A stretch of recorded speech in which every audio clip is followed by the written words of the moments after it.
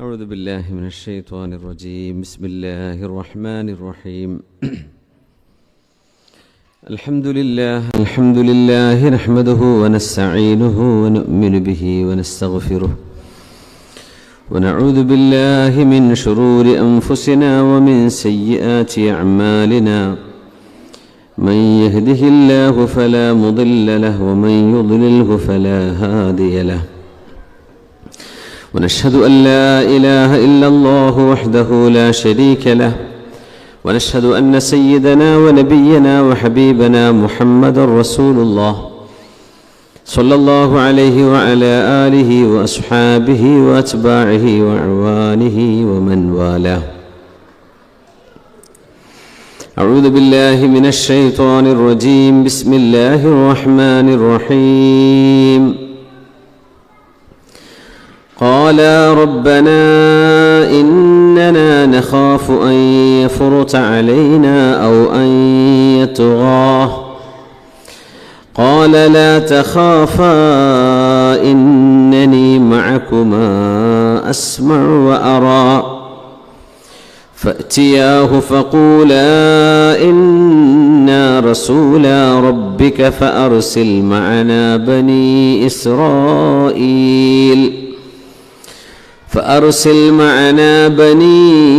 إسرائيل ولا تعذبهم قد جئناك بآية من ربك والسلام على من اتبع الهدى. إنا قد أوحي إلينا أن العذاب على من كذب وتولى. قال فمن ربكما يا موسى؟ قال ربنا الذي أعطى كل شيء خلقه ثم هدى. قال فما بال القرون الأولى؟ قال علمها عند ربي في كتاب لا يضل ربي ولا ينسى. بارك الله لي ولكم بالقرآن العظيم ونفعني وإياكم بما فيه من الآيات والذكر الحكيم وعصمني وإياكم برحمته من الشيطان الرجيم. ബഹുമാന്യരായ മുഅ്മിനീങ്ങളെ, സഹോദര സഹോദരിമാരെ, അല്ലാഹു സുബ്ഹാനഹു വ തആല അല്ലാഹുവിൻ്റെ മഹ്ലായ ഫദ്ല് കൊണ്ട്, ഔദാര്യം കൊണ്ട് അല്ലാഹു നമുക്ക് മഗ്ഫിറത്തും മർഹമത്തും അല്ലാഹുവിൻ്റെ ഫദ്ലും രണ്ട് ലോകത്തും അല്ലാഹു നൽകി അനുഗ്രഹിക്കട്ടെ. അല്ലാഹു റബ്ബുൽ ഇസ്സത്ത് നമ്മുടെ രോഗികൾക്കൊക്കെ ശിഫ നൽകട്ടെ. ഇതിൽ മരണപ്പെട്ടു പോയവർക്ക് അല്ലാഹു മഗ്ഫിറത്തും മർഹമത്തും ചെയ്യട്ടെ. ആമീൻ യാ റബ്ബൽ ആലമീൻ. സയ്യിദുനാ മൂസ അലൈഹിസ്സലാമിൻ്റെ ദഅവത്തിനെ സംബന്ധിച്ചുള്ള ഭാഗമാണ് നമ്മൾ പഠിച്ചുകൊണ്ടിരിക്കുന്നത്. ഫറോവ എന്ന ത്വാഗിയ, ഏറ്റവും വലിയ അക്രമികൾക്ക് ത്വാഗിയത്ത് എന്ന് പറയും. ആ താഗ് പെണ്ണിനുള്ളതല്ല, ത്വാഗിയ. അല്ലാമ എന്ന് പറയും, ആലിം, വലിയ ഇൽമുണ്ടാകുമ്പോൾ അല്ലാമ എന്ന് പറയും. എന്ന പോലെ ത്വാഗിയ, ഏറ്റവും വലിയ അക്രമിയായിരുന്ന ഫറോവയുടെ മുമ്പിലേക്കാണ് സയ്യിദുനാ മൂസ അലൈഹിസ്സലാമും ജ്യേഷ്ഠൻ ഹാറൂൻ നബിയും പോകുന്നത്. ഇദ്ഹബ് അൻത വഅഖൂക ബിആയാതി വലാ തനിയാ ഫീ ദിക്രി. മൂസ നബിയെ, നിങ്ങളും നിങ്ങളുടെ കൂടെയുള്ള ഹാറൂൻ നബിയും എൻ്റെ ദൃഷ്ടാന്തങ്ങളുമായി പോകണം. വലാ തനിയാ ഫീ ദിക്രി, എൻ്റെ സ്മരണയിൽ നിന്ന് ഒരൽപ്പം പോലും നിങ്ങൾ അശ്രദ്ധരാവരുത്. അള്ളാഹുവിനെ ഓർത്തുകൊണ്ടുള്ള ഒരു യാത്രയാകണം അത്. അള്ളാഹുവിനെ ഓർത്തുകൊണ്ടുള്ള ഒരു ദൗത്യ നിർവഹണമാകണം അത്. വലാ തനിയാ ഫീ ദിക്രി ഇദ്ഹബാ ഇലാ ഫിർഔൻ. അങ്ങനെ ദിക്ർ ചൊല്ലി നിങ്ങൾ ഫിർഔന്റെ മുമ്പിലേക്ക് ചെല്ലണം. ഇന്നഹു തഗാ, അവൻ പരാക്രമണം ചെയ്തുകൊണ്ടിരിക്കുകയാണ്. ഫഖൂലാ ലഹു, അതുകൊണ്ട് അദ്ദേഹത്തോട് നിങ്ങൾ രണ്ടുപേരും പറയണം ഖൗലൻ ലയ്യിന, വളരെ സോഫ്റ്റായിട്ട് സംസാരിക്കണം. ലഅല്ലഹു യതദക്കർ, ഒരുപക്ഷെ അവന് നല്ലത് ഓർമ്മ വരാം. ഔ യഖ്ഷ, അല്ലെങ്കിൽ അവൻ അള്ളാഹുവിനെ ഭയപ്പെട്ടേക്കാം. ഖാല ലാ തഖാഫ, അള്ളാഹുവിൻ്റെ മറുപടി വന്നു, ലാ തഖാഫ, നിങ്ങൾ രണ്ടുപേരും പേടിക്കരുത്. ഇന്നനി മഅകുമാ, ഞാൻ നിങ്ങൾ രണ്ടുപേരുടെയും കൂടെയുണ്ട്. അസ്മഉ വ അറാ, കേൾക്കുകയും കാണുകയും ചെയ്തുകൊണ്ട് നിങ്ങളുടെ കൂടെ ഞാനുണ്ട്. ഫഅതിയാഹു, ഫറോവയുടെ അരികത്തേക്ക് നിങ്ങൾ രണ്ടുപേരും ചെല്ലണം. ഫഖൂല, എന്നിട്ട് രണ്ടുപേരും പറയണം ഇന്നാ റസൂലാ റബ്ബിക്, നിന്റെ രക്ഷിതാവായ അള്ളാഹുവിൻ്റെ ദൂതന്മാരാണ് ഞങ്ങൾ രണ്ടുപേരും.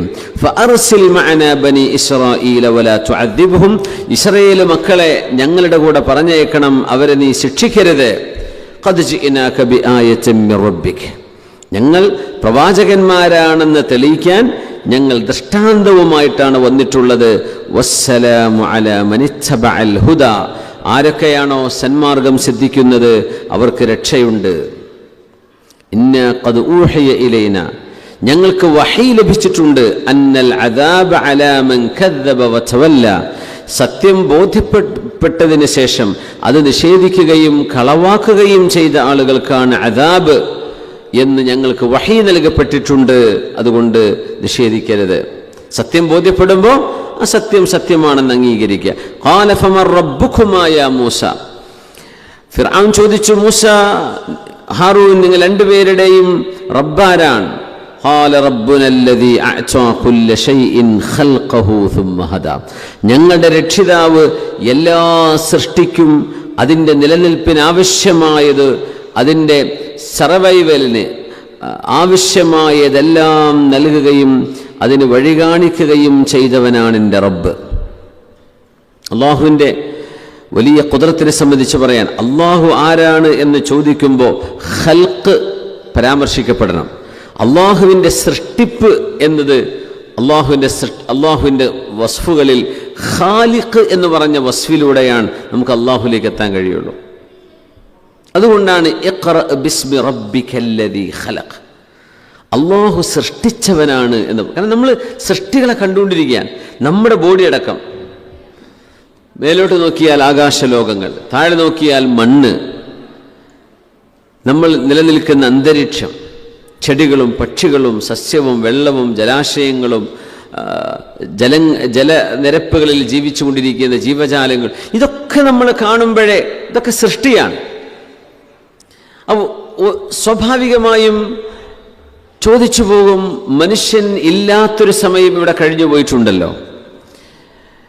മനുഷ്യൻ ബാല്യത്തെക്കുറിച്ച് ആലോചിക്കാം. ബാല്യത്തിന് മുമ്പ് ശൈശവമുണ്ട്, അതിൻ്റെ മുമ്പ് ബേബിയായി നിൽക്കുന്നൊരു കാലമുണ്ട്, അതിൻ്റെ മുമ്പ് ഉമ്മയുടെ ഉദരത്തിലാണ്, അതിൻ്റെ മുമ്പ് ഇല്ല, ആലമുൽ അർവാഹിലേ ഉള്ളൂ. അതുകൊണ്ട് നമ്മൾ ഇല്ലാത്തൊരു സമയം ഇവിടെ കഴിഞ്ഞു പോയിട്ടുണ്ട്. അപ്പോൾ നമ്മൾ ഇങ്ങോട്ട് വന്നവരാണ്. ഹൗ ഡിഡ് ഐ കം, നമ്മൾ എങ്ങനെ ഇവിടേക്ക് എത്തി എന്നത് മനുഷ്യൻ്റെ ഒരു അന്വേഷണമാണ്. അതിന് ഉത്തരം കൊടുക്കാനാണ് പരിണാമ സിദ്ധാന്തങ്ങളൊക്കെ വെറുതെ ആളുകൾ പഠിച്ചുവിടുന്നത്. പ്രപഞ്ചം എങ്ങനെ ഉണ്ടായി? അള്ളാഹുവാണ് ഇതിൻ്റെ സൃഷ്ടാവ്. ഇത് സൃഷ്ടിച്ചവൻ്റെ പേരാണ് അള്ളാഹ്. ഇത് പ്രവാചകന്മാർ പഠിപ്പിക്കുകയാണ്. അതുകൊണ്ട് ആരാണ് മൂസ നിന്റെ റബ്ബ് എന്ന് ചോദിച്ചപ്പോ ഖാല റബ്ബുനല്ലദീ അഅ്താ കുല്ല ശൈഇൻ ഖൽഖഹ്, ഓരോ വസ്തുവിനും അതിൻ്റെ രൂപവും ഭാവവും നൽകിയവനാണ് അല്ലാഹു. അതിൻ്റെ സൃഷ്ടിപ്പ് നൽകിയവനാണ് അല്ലാഹു, അതിൻ്റെ രൂപം നൽകിയവനാണ് അല്ലാഹു. അതുമാത്രമല്ല സുമ്മ ഹദാ, എന്നിട്ട് ആ വസ്തുക്കൾക്ക് ഹിദായത്ത് കൊടുത്തു എന്ന് പറഞ്ഞ എന്താർത്ഥം? വസ്തുക്കൾക്ക് എന്ത് ഹിദായത്താണ്? ജീവജാലങ്ങളുടെ ഹിദായത്ത് എന്താ? സസ്യലതാദികളുടെ ഹിദായത്ത് എന്താണ്? അവകളുടെ നിലനിൽപ്പിന് ആവശ്യമായതും അവകൾക്ക് തലമുറകൾ നിലനിൽക്കാൻ ആവശ്യമായ പ്രജനനം അടക്കമുള്ള അവർക്ക് ഭക്ഷണം, അവരുടെ ഭക്ഷണം, വെള്ളം, നിലനിൽപ്പ് എല്ലാം അള്ളാഹു സംവിധാനിച്ചു വെച്ചിരിക്കുക. വെറുതെ അങ്ങ് സൃഷ്ടിച്ചു പോയതല്ല. കുഞ്ഞുങ്ങൾ ജനിക്കുന്നു. ഇപ്പോൾ ലോകത്ത് എത്രയെല്ലാം അള്ളാഹുവിൻ്റെ പുതിയ സൃഷ്ടികൾ ലോകത്ത് വന്നുകൊണ്ടിരിക്കുന്നു. ഒരു കുഞ്ഞിൻ്റെ ഇൻസെപ്ഷൻ നടക്കുന്നത് മുതൽ ഒരു കുഞ്ഞ് പ്രസവിക്കുന്നതുവരെ, പ്രസവിക്കുന്നതോടെ ഭൂമി ലോകത്തേക്ക് വെളിച്ചത്തിലേക്ക് വരാൻ, അല്ലെങ്കിൽ ഉദരത്തിലാകുമ്പോൾ തന്നെ കുഞ്ഞ് വന്നു.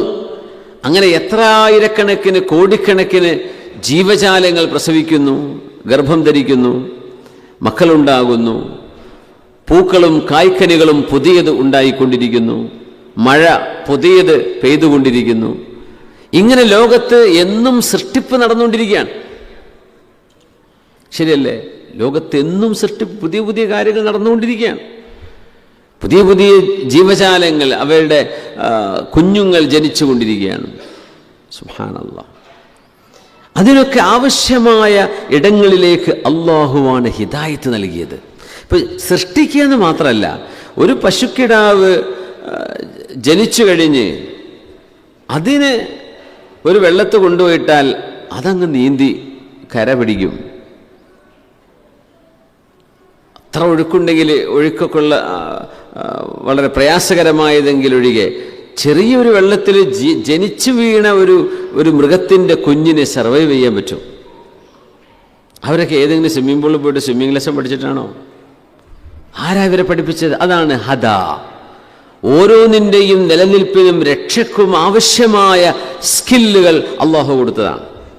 കുഞ്ഞ് ജനിക്കുമ്പോൾ, ചെറിയ മക്കൾ ജനിക്കുമ്പോഴേ അവർക്കിപ്പോൾ ടിഫിൻ ബോക്സിൽ ഭക്ഷണം കൊടുത്താൽ കുഞ്ഞിന് കഴിക്കാൻ പറ്റുമോ? ഇല്ല. ഫഹദൈനാഹു നജ്ദൈൻ എന്ന് പറഞ്ഞെടുത്ത് മുഫസ്സിരീങ്ങൾ കൊടുക്കുന്ന അർത്ഥം, ഉമ്മയുടെ ഉദരത്തിൽ കുഞ്ഞിന് പാല് കുടിക്കാനുള്ള സംവിധാനം അള്ളാഹു ചെയ്തെന്നും, ആ ഉദരത്തിലേക്ക് എത്തുമ്പോൾ ആ കുഞ്ഞ് ചുണ്ടുകൾ ചലിപ്പിച്ചുകൊണ്ട് ഉമ്മയിൽ നിന്ന് പോഷണം സ്വീകരിക്കാനുള്ള സംവിധാനം ആരാണ്? ഭാഷ അറിയാത്ത, കണ്ണു തുറക്കാത്ത ഈ കുഞ്ഞിനെ പഠിപ്പിച്ചതാരാണ്? കുഞ്ഞുങ്ങൾ മരിച്ചുല്ലേ? തൻ്റെ ഉമ്മയാരാണെന്ന് പോലും കുഞ്ഞിന് തിരിച്ചറിയാൻ കഴിയുന്നതിൻ്റെ മുമ്പ് ആ കുഞ്ഞിന് അമിഞ്ഞപ്പാല് കുടിക്കാൻ എന്ത് ചെയ്യണം, ഇതെങ്ങനെ പഠിപ്പിച്ചു കൊടുക്കും? ഏത് ഭാഷയിൽ കുഞ്ഞിന് പറഞ്ഞു കൊടുക്കാൻ പറ്റും? സുമ്മ ഹദാ. അതാണ് ഓരോ വസ്തുവിനും നിലനിൽക്കാൻ ആവശ്യമായ സ്കില്ലുകൾ അള്ളാഹു കൊടുത്തവനാണ്. അള്ളാഹു സൃഷ്ടിച്ചു എന്ന് മാത്രമല്ല, അത് ഏത് വിഷയത്തിലും, പക്ഷികളുടെ ലോകമാണെങ്കിലും മത്സ്യങ്ങളുടെ ലോകമാണെങ്കിലും. സാമൻ മത്സ്യത്തെക്കുറിച്ച് നമ്മൾ കേൾക്കാറുണ്ടല്ലേ? അത് എല്ല് സൈലൻ്റാന്നാ പറയാ. സാൽമൻ എന്ന് എഴുതും, പക്ഷെ സാമൻ എന്നാ വായിക്കാൻ പാടുള്ളൂ. അങ്ങനെ പറയണ്ട്. എന്തിനാ പിന്നെ വെറുതെ അവിടെ എല്ല് ഇടണമെന്ന് ചോദിക്കൂലേ? സാമൻ മത്സ്യങ്ങൾ 6000-ഉം 7000-ഉം ഒക്കെ കിലോമീറ്റർ തിരിച്ച് സഞ്ചരിക്കുന്നുണ്ട്. നിങ്ങൾ വായിച്ചിട്ടുണ്ടോ? അമേരിക്കയിലെ പല ഫ്രഷ് വാട്ടറുകൾ ഉള്ള പുഴകളിൽ നിന്നാണ് ഈ മത്സ്യം സമുദ്രത്തിലേക്ക് പ്രസവിക്കാൻ ഇറങ്ങുന്നത്. എത്രയോ ദൂരം, 6000 കിലോമീറ്റർ വരെ സഞ്ചരിച്ച സാമൻ മത്സ്യത്തെ ശാസ്ത്രകാരന്മാർ പരിചയപ്പെടുന്നുണ്ട്. ചിപ്പുകൾ വെച്ചിട്ട് വിടൂര് എത്ര ദൂരം സഞ്ചരിച്ചു എന്നവർക്ക് കിട്ടും. അത്രയും ദൂരം കടലിൻ്റെ ഉൾക്കടലിലൂടെ യാത്ര ചെയ്തിട്ട് അങ്ങ് പസഫിക്കിൽ കിടക്കുന്ന സാധനം അറ്റ്ലാന്റിക്കിലേക്ക് എത്തിയിട്ട്, അല്ലെങ്കിൽ മെഡിറ്ററേനിയനിൽ വന്ന് കിടന്നിട്ട് അവിടെ പ്രസവിച്ചുകൊണ്ട് ഈ ഉമ്മമാർ പിന്നെ അവരുടെ ലോകത്തേക്ക് പോവാണ്. ഈ കുഞ്ഞുങ്ങൾ പ്രസവിക്കുന്നത് ഇത്ര ആയിരക്കണക്കിന് കിലോമീറ്റർ കഴിഞ്ഞിട്ടാണ്. പാസ്പോർട്ട് കിട്ടാൻ വേണ്ടി അമേരിക്ക പോയി പ്രസവിക്കാൻ പ്ലാൻ ചെയ്യുന്നവരുണ്ട്. അവിടെ കുഞ്ഞിനിട്ടാൽ കുഞ്ഞ് തിരിച്ചവിടെ ഒറ്റയ്ക്ക് വരുമോ ഫ്ലൈറ്റ് എടുത്തിട്ട്? ഈ സാൽമൻ എന്ന് പറയുന്ന ഈ സാമൻ മത്സ്യത്തിൻ്റെ കുഞ്ഞുങ്ങൾ, ഉമ്മമാർ ഏത് പുഴയിൽ നിന്നാണോ, ഉപ്പില്ലാത്ത പുഴയിൽ നിന്നാണോ കടലിലേക്ക് എത്തിയത്, ഈ ആയിരക്കണക്കിന് കിലോമീറ്റർ സഞ്ചരിച്ചത്, ഉമ്മ കൂടെ ഇല്ലാതെ ഈ മക്കൾ ഒരു GPS ഇല്ലാണ്ട് തിരിച്ചു അവകൾ യാത്ര ചെയ്ത് ഉമ്മമാർ എത്തിയിടത്തേക്ക് തിരിച്ചെത്തുന്നുണ്ട്. അതാണ് സുമ്മ ഹദ. ആരാണിതൊക്കെ? ഈ മത്സ്യത്തിന് ആര് പഠിപ്പിച്ചു കൊടുത്തു ഇതൊക്കെ? നമുക്കിന്ന് പഠിക്കാനും അറിയാനും ഒരുപാട് സംവിധാനങ്ങൾ ഉണ്ടാകുമ്പോൾ അള്ളാഹുവിൻ്റെ എന്ന വിശേഷണങ്ങൾ ആഴത്തിൽ അറിയാൻ നമുക്കിന്ന് സാഹചര്യമുണ്ട്. പഴയ കാലത്ത് അതൊന്നും ഇല്ല. എന്ന് നമുക്ക് ആഴത്തിൽ പഠിക്കാൻ പറ്റും. പക്ഷികൾ, ദേശാടന പക്ഷികൾ എന്ന് പറയില്ലേ? ബ്രസീലിൽ നിന്ന്, ആഫ്രിക്കയുടെ കേപ്പ് ടൗണിൽ നിന്നൊക്കെ പറന്നു വരുന്ന പക്ഷികളുണ്ട്. എത്ര ആയിരക്കണക്കിന് കിലോമീറ്ററുകളാണ് അവിടെ നിന്ന് ഇന്ത്യയിലേക്ക്. കണ്ണൂരിൽ വന്ന് താമസിക്കുന്ന പക്ഷികളുണ്ട് ചില സീസണുകളിൽ. കണ്ണൂർ എയർപോർട്ടിൽ പക്ഷീൻ്റെ ഫോട്ടോ ഉണ്ട്. അങ്ങനെ ഒരു ദേശാടന പക്ഷി വന്ന് അതിൻ്റെ ഫോട്ടോ കുറച്ച് ഡിസ്ക്രിപ്ഷന് കൊടുത്തിട്ടുണ്ട്. ഒരു ഫോട്ടോഗ്രാഫറുടെ പേരും ഞാൻ മറന്നുപോയി. ആയിരക്കണക്കിന് കിലോമീറ്റർ. ഏത് പെട്രോൾ പമ്പ് എന്നാ അതിന് ഫ്യൂൽ അടിക്കുന്നത് ചിന്തിച്ചിട്ടുണ്ടെങ്കിൽ? ഇത്രയും വരുന്ന വരവിൽ കടലിന് മുകളിൽ നിന്ന് എന്ത് കിട്ടാനാ ഫുഡ്? അപ്പം അവരുടെ സ്റ്റാമിന എന്തായിരിക്കും ആലോചിച്ച് നോക്കി. ആ പക്ഷികൾ കാലാവസ്ഥകളുടെ വ്യതിയാനങ്ങൾ ഒന്നും ബാധിക്കാതെ പറന്നു വന്ന് അവയുടെ ലക്ഷ്യസ്ഥാനത്തെത്തുകയാണ്.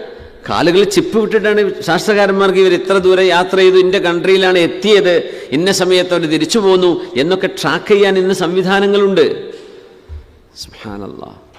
ആര് ഈ പക്ഷികൾക്ക് ഈ റൂട്ട് പറഞ്ഞു കൊടുത്തു? അവർക്ക് വല്ല ഐഡിയ ഉണ്ടോ? എവിടുന്നാണ് നാസ്ത കഴിക്കേണ്ടത്, എവിടുന്നാ ലഞ്ച്, എവിടുന്നാ ഡിന്നർ, വല്ല ഐഡിയ ഉണ്ടോ? കടലിൻ്റെ മുകളിലൂടെ പറക്കല്ലേ. ഒരു മരം ഉണ്ടോ ഒന്ന് ഒന്ന് ഒന്ന് കാല് വെച്ചൊന്ന് ഇരിക്കാൻ? പല ഷിപ്പിലൊക്കെ പോയി ഇരിക്കുന്നുണ്ടാവും, അല്ലാഹു ആലം. ഇവകൾ യാത്ര ചെയ്യുന്നില്ലേ? നമ്മൾ എത്ര വലിയ ഫ്ലൈറ്റുകൾ, സൂപ്പർസോണിക് വിമാനങ്ങൾ എന്ന് പറഞ്ഞാലും അതിനൊക്കെ നല്ല ഫ്യൂല് വേണം, എൻജിൻ കണ്ടീഷൻ ചെക്ക് ചെയ്തിട്ടേ പോകാൻ പറ്റുള്ളൂ.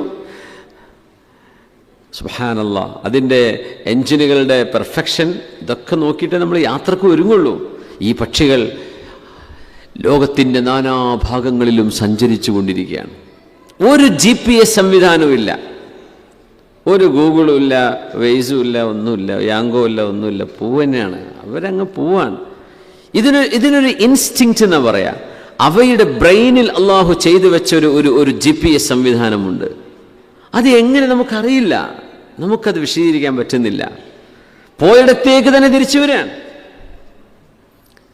ഫ്ലൈറ്റുകളൊക്കെ റഡാർ സംവിധാനങ്ങൾ തകരാറിലായ ഇവിടെ പോയി ലാൻഡ് ചെയ്യും? റൺവേ കിട്ടണ്ടേ? പിന്നെ എന്തു ചെയ്യും? ഒന്നും ചെയ്യാൻ പറ്റില്ല. എവിടെയെങ്കിലും കൊണ്ടുപോയി വല്ല പറമ്പിൽ ഇറക്കേണ്ടി വരും. ക്രാഷ് ലാൻഡിങ് എന്ന് പറയും. ഈ ക്രാഷ് ലാൻഡിങ് റൺവേയിൽ കൊണ്ടുപോയി ഇറക്കണമെങ്കിൽ റഡാർ കിട്ടണം. റൺവേ എവിടെയെന്ന് തിരിയേണ്ട പോയാൽ, കണക്ഷൻ അങ്ങ് പോയി കഴിഞ്ഞാൽ എന്ത് ചെയ്യും മനുഷ്യൻ? ഖുലിഖൽ ഇൻസാനു ദഈഫ. മനുഷ്യൻ എത്ര വലിയ ടെക്നോളജി അഡ്വാൻസ്മെന്റ് മുമ്പോട്ട് പോയാലും നമ്മൾ ദുർബലന്മാർ തന്നെയാണ്, അല്ലേ? നമ്മൾ ദുർബലരാണ്.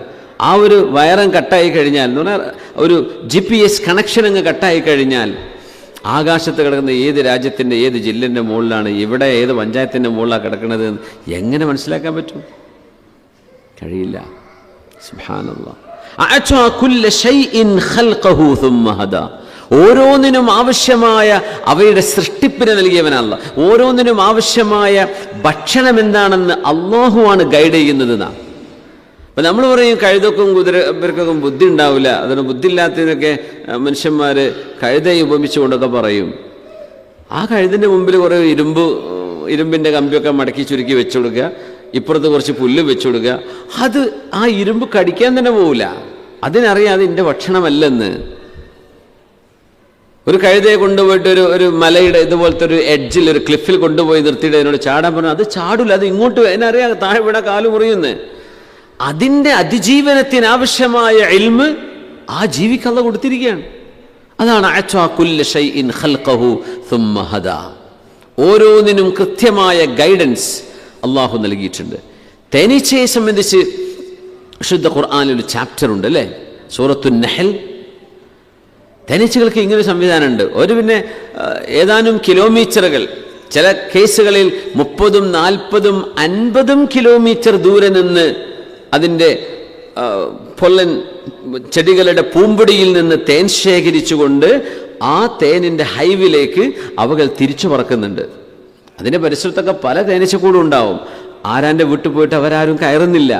അവയുടെ സ്വന്തം ഹൈവിലേക്ക്, തേൻപലകയിലേക്ക് തന്നെ അവകൾ തിരിച്ചു വരുന്നുണ്ട്. അവയുടെ ഈ ട്രാവലിങ്ങും വലിയൊരു അത്ഭുതമാണ്. യഖ്റുജു മിൻ ബുതൂനിഹ എന്ന് പറഞ്ഞു. അല്ലാഹു സുബ്ഹാനഹു വ തആല പറഞ്ഞു, തേനീച്ചകൾക്ക് വയറുകളുണ്ട് എന്നാണ് പരാമർശം. 2 വയറുണ്ടെന്നാ, 2 സ്റ്റോറേജ് ഉണ്ട്. ഒന്ന് അതിൻ്റെ ഭക്ഷണം സ്റ്റോർ ചെയ്യാൻ, ഒന്ന് അതിൻ്റെ ഹണി, നെക്ടാർ, അത് സ്റ്റോർ ചെയ്യാൻ. ഖുർആൻ അത് പറഞ്ഞു, യഖ്റുജു മിൻ ബുതൂനിഹ വഔഹാ റബ്ബുക ഇലൻ നഹ്ലി അൻ ഇത്തഖിദി മിനൽ ജിബാലി ബുയൂത. അല്ലാഹു സുബ്ഹാനഹു വ തആല തേനീച്ചകൾക്ക് വഹി കൊടുത്തു. അതാണ് ഈ ഹദ, ഹിദായത്ത്, മാർഗദർശനം കാണിച്ചു കൊടുത്തു. അൻ ഇത്തഖിദി, പെണ്ണായ തേനീച്ചയെ. ഇത്തഖിദ് എന്നാണെങ്കിൽ ആണിനോടാ പറയുന്നത്. ഇത്തഖിദി പെണ്ണിനോട് പറയും, അങ്ങനെ പറയാ. പെണ്ണായ തേനീച്ചയെ നീ മിനൽ ജിബാലി ബുയൂത, മലകളിൽ നീ നിന്റെ വീടുകൾ കൊണ്ടുപോയി ഉണ്ടാക്കിക്കോ. ഒമിന ഷജർ, പിന്നെ മരങ്ങളുടെ മീതെയും നീ നിന്റെ കൂട് വെച്ചോ. വമിമ്മാ യഅരിശൂൻ, പിന്നെ മനുഷ്യന്മാരുണ്ടാക്കുന്ന വീടുമുലൊക്കെ പോയിട്ട് അവിടെ ഉണ്ടാക്കിക്കോ എന്ന് പറഞ്ഞു. അപ്പോൾ പറയും കാട്ടുതേൻ കിട്ടുക എന്ന് പറയില്ല, കാട്ടിൽ പോയി അവിടെ നിന്ന് തേൻ കിട്ടും, നല്ല ഒറിജിനൽ തേനാണ്, വയനാട്ടിൽ നിന്ന് അത് കിട്ടും, ഇവിടെ നിന്ന് അത് കിട്ടും എന്നൊക്കെ പറയും. അപ്പോൾ കാട്ടിൽ ഇവകൾ പ്രത്യേകമായ കൂട് വെക്കുന്നുണ്ട്. ആ കൂട് വെക്കുന്ന സംബന്ധിച്ച് സൂചിപ്പിച്ചപ്പോൾ അല്ലാഹു തആല അഡ്രസ്സ് ചെയ്യുന്ന ആരോടാണെന്നറിയോ? പെൺ തേനീച്ചയോടാ. തേനീച്ചയിൽ ആണുങ്ങൾ മുഴുവൻ മടിയന്മാരാണ്. തേനീച്ചയിൽ പണിയെടുക്കുന്നത് പെണ്ണുങ്ങൾ, അവരാണ് അധ്വാനിക്കുന്നത്. അതുകൊണ്ട് ഖുർആൻ പെണ്ണിനോട് പറയുന്ന പോലെയാണ് സംസാരിച്ചത്. ഖുർആൻ ഈ ആയത്തുൻ നഹ്ൽ അങ്ങനെ അനിത്തഖ്ദി മിനൽ ജിബാലി ബുയൂതൻ വമിന അശ്ശജരി വമിമ്മാ ثم കുലി മിൻ റിസ്ഖി റബ്ബിക്, നിനക്ക് അല്ലാഹു തന്ന ഭക്ഷണത്തിൽ നീ കഴിച്ചോളൂ പെൺ തേനീച്ചയെ. കുലി അല്ലെങ്കിൽ കുൽ എന്നാ പറയാ, കുലി.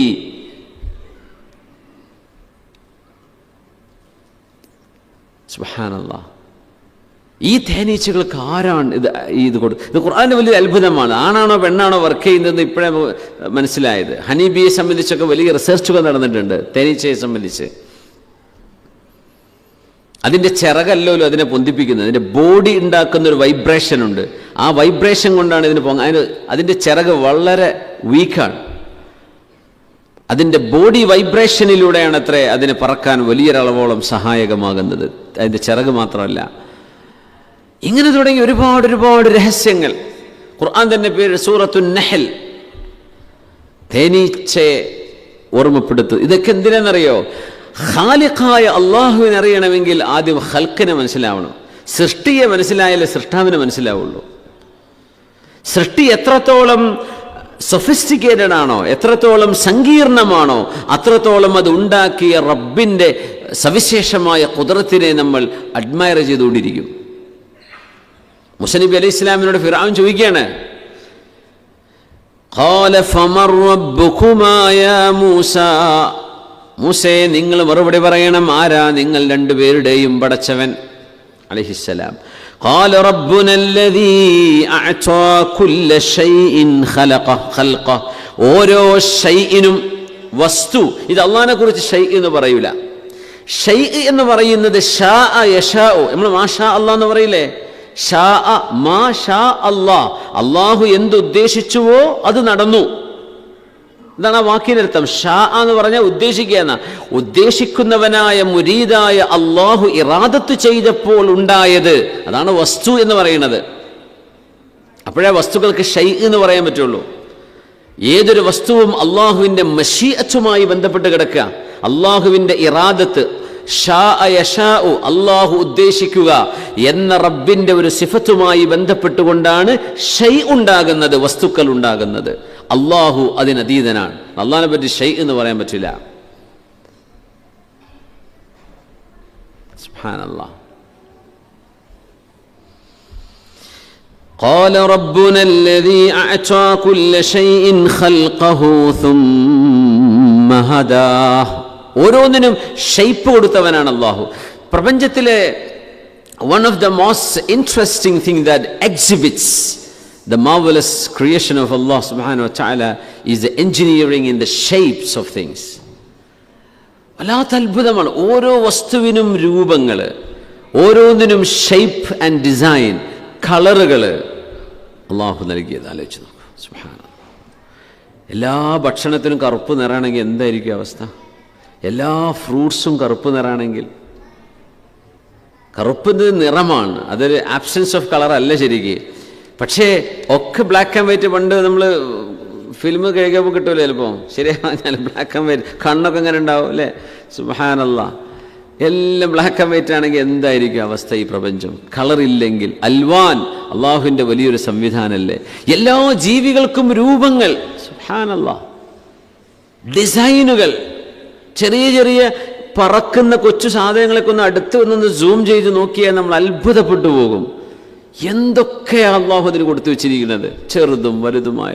വലിയ വലിയ ആന മുതൽ ജിറാഫ് മുതൽ ചെറിയൊരു ടൈനി ഇൻസെക്റ്റ് വരെ, ഒരു കൊച്ചു നമ്മുടെ കണ്ണിൽ കാണാത്ത ജീവജാലങ്ങൾക്ക് പോലും എന്തൊക്കെ ഷേപ്പുകളുണ്ടെന്നാണ്. എല്ലാറ്റിനും രൂപം കൊടുത്തു. അത് ഖൽഖിന്റെ ഭാഗമാണ്.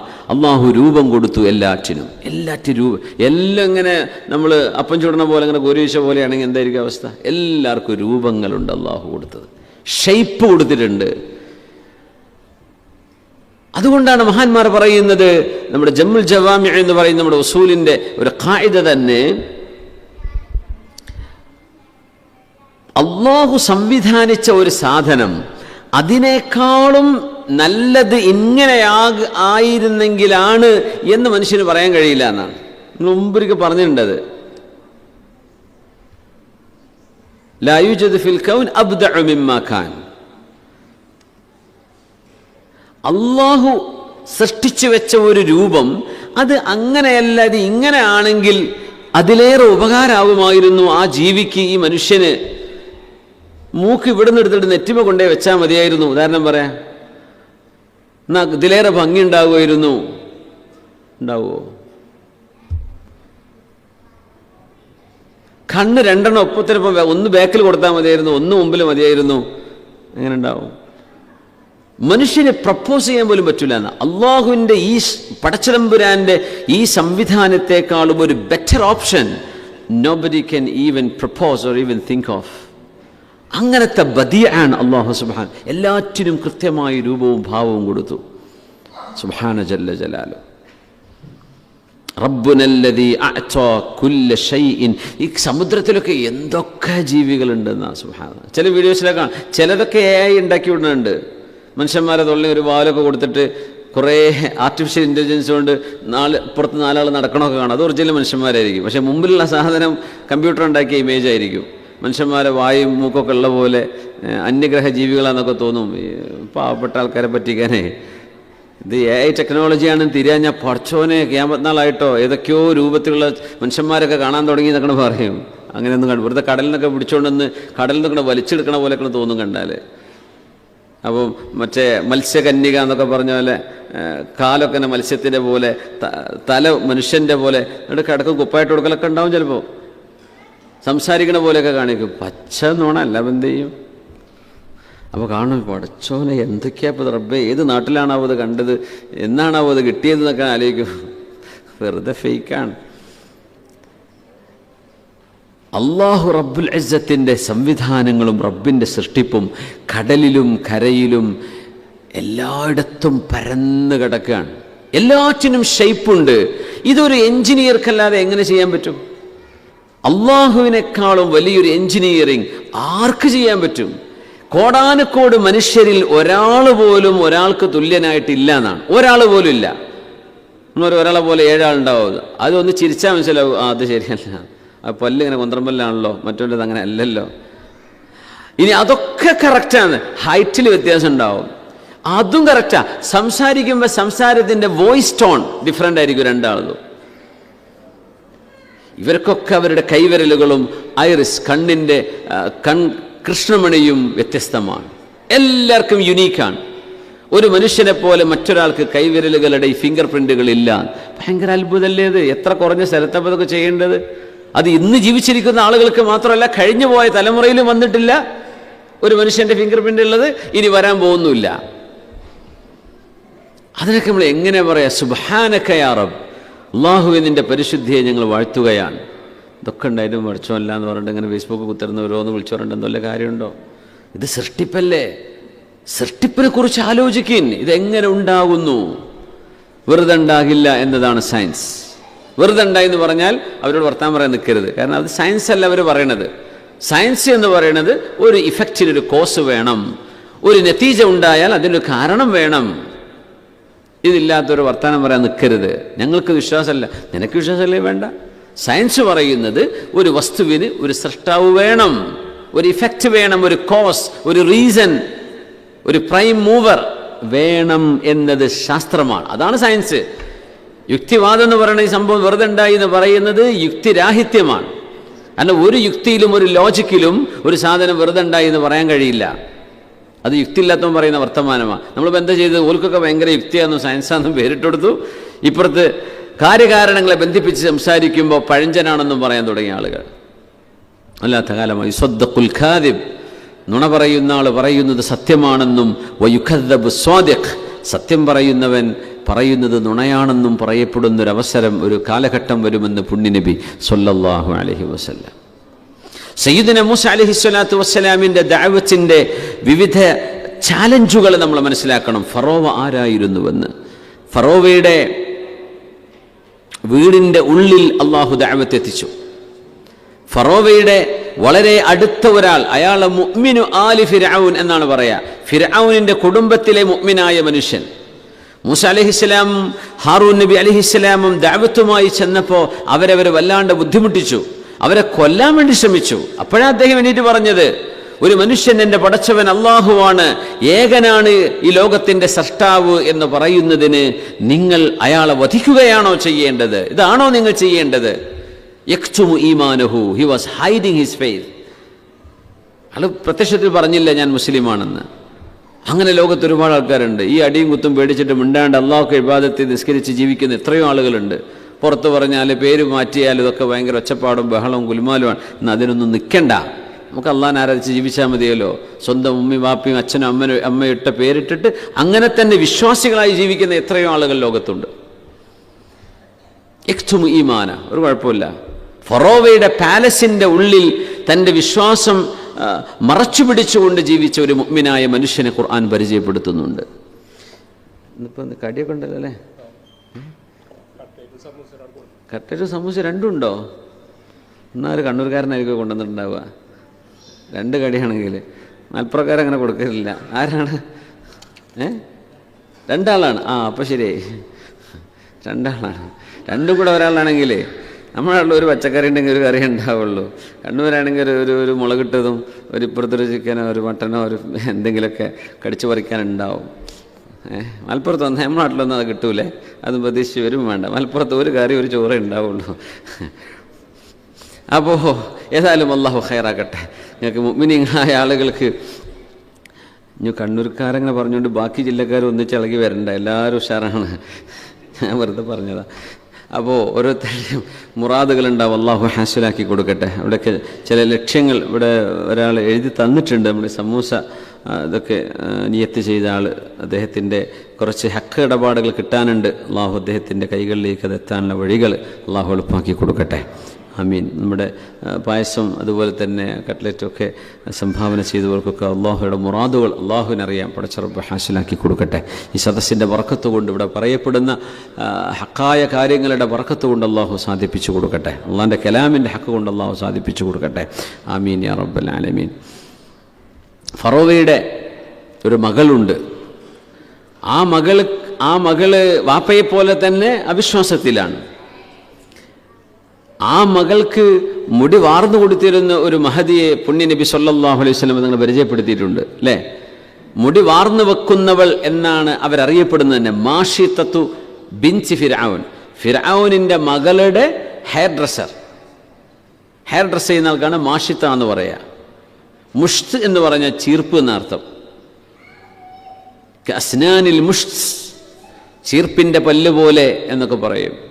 അപ്പോൾ ഫറോവയുടെ മകൾക്ക് മുടി ഇങ്ങനെ വാർന്നു വെച്ച് കൊടുത്തുകൊണ്ടിരിക്കുമ്പോൾ ആ ചീർപ്പ് കയ്യിൽ നിന്ന് താഴെ വീണു. അപ്പോൾ ആ പെണ്ണത് എടുക്കുമ്പോൾ ബിസ്മില്ലാ എന്ന് പറഞ്ഞു. ബിസ്മില്ലാ എന്ന് പറഞ്ഞു. അപ്പോൾ മോള് ചോദിച്ചു, ആരാണ് ഈ അള്ളാഹു? അബി, എൻ്റെ ഉപ്പയായ പടച്ചവനെയാണോ? അവരുടെ നാമത്തിൽ ഞാൻ സഹായം തേടുന്നുവെന്നോ അല്ലെങ്കിൽ ആ നാമത്തെ മുൻനിർത്തിക്കൊണ്ട് ഞാൻ ചെയ്യുന്നു എന്നൊക്കെ പറയുമ്പോൾ എൻ്റെ ഉപ്പയാണോ നിങ്ങൾ ഉദ്ദേശിച്ചതെന്ന് ചോദിച്ചു. ഖാലത്തിലാ, അല്ലല്ല, റബ്ബി വ റബ്ബുകില്ലാഹു റബ്ബുൽ ആലമീൻ, എൻ്റെയും നിൻ്റെയും നിൻ്റെ വാപ്പയുടെയും രക്ഷിതാവ് അള്ളാഹുവാണ്, ഈ ലോകത്തിൻ്റെ റബ്ബായവൻ. ഞാനിതിൻ്റെ വാപ്പയോട് പറയൂട്ടോന്ന്.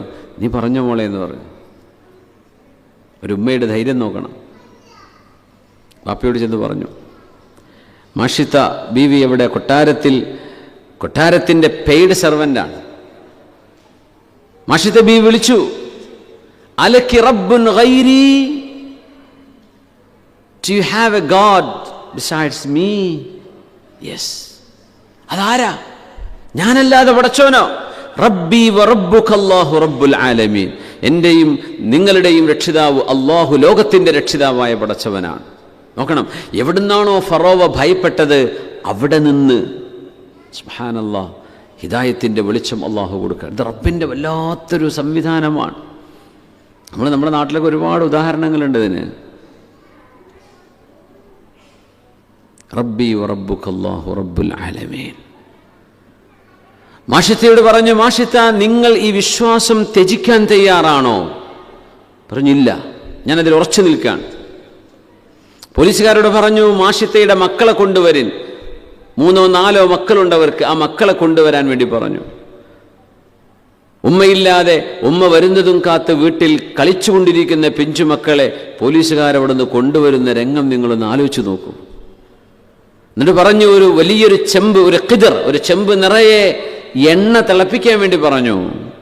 ഫറോവയുടെ ക്രൂരതയുടെ ആ ഒരു രാക്ഷസഭാവം അറിയണമെങ്കിൽ മാഷിത്ത ബീവിൻ്റെ ഇരട്ട ചരിത്രം മതി.